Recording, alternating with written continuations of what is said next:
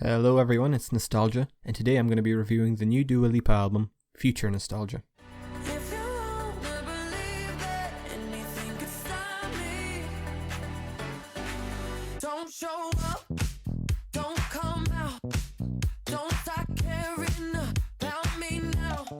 As with a lot of people, Dua Lipa first stepped into my radar in 2017 with her single New Rules, which at first annoyed me to no end. I would hear this track so frequently that I just developed a subconscious bias against it.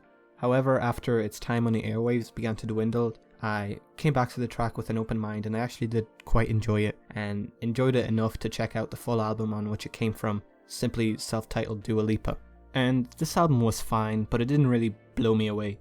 I felt like it was going for something quite off-kilter and ambitious, but a lot of the time this resulted in tracks that just didn't really click, and Dua Lipa's performances, while they did show some promise, were largely quite watered down and blasé. Now fast forward to late 2019 and lo and behold, another Dua Lipa track is dominating the airwaves, this time titled Don't Start Now. And this time there was no part of me that grew tired of hearing this track. Every time this came on anywhere, I would be so impressed with how incredibly produced and infectious and crisp this track was, and just how much better it was than everything else on the radio at the time.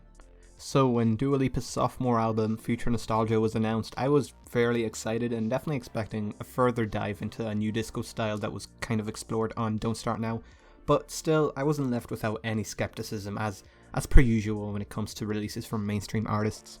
But anyways, March 27th came, and with it so did Future Nostalgia, and I have to say I was definitely hooked from my first listen. The album immediately opens up swinging with the aforementioned Don't Start Now, and the tracks that followed definitely confirmed my expectations of a very new disco approach to pop.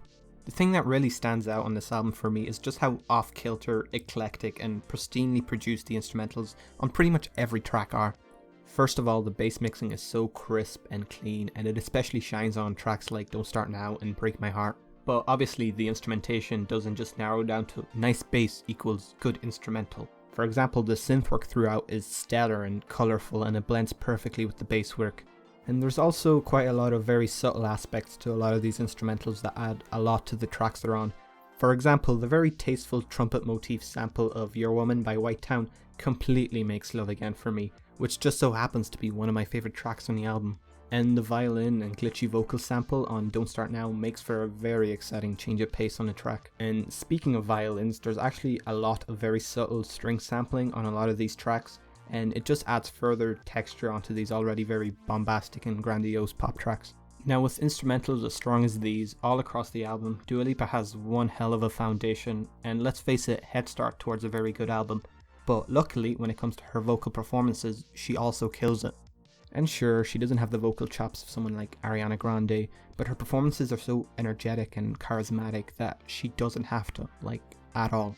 She completely carries these tracks with her energy, and that's all she really had to do. She just had to match the intensity and the energy of these instrumentals, and she does so perfectly. For me personally, Dua Lipa completely finds the sweet spot between commercial appeal and artistic integrity on Future Nostalgia. This album is very catchy, it's very fun, and it has a face that has a lot of mainstream recognition attached to it, which is basically all you need for a successful mainstream pop album these days. But unlike, say, the new Selena Gomez or Katy Perry albums, this album just goes completely beyond that.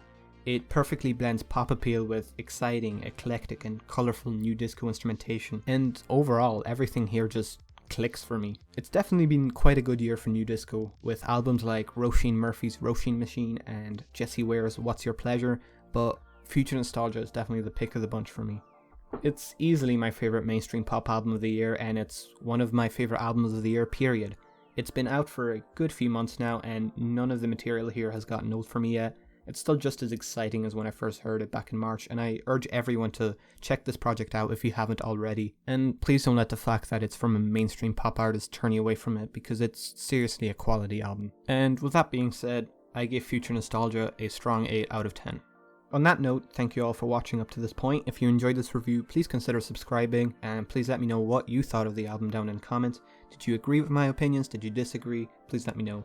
And all the social media links are down below, so if you want to follow me on Twitter or rate your music or album of the year, you can find the links down below, as well as the link to my podcast, the Tape Podcast, that I do with my buddy Mickey T.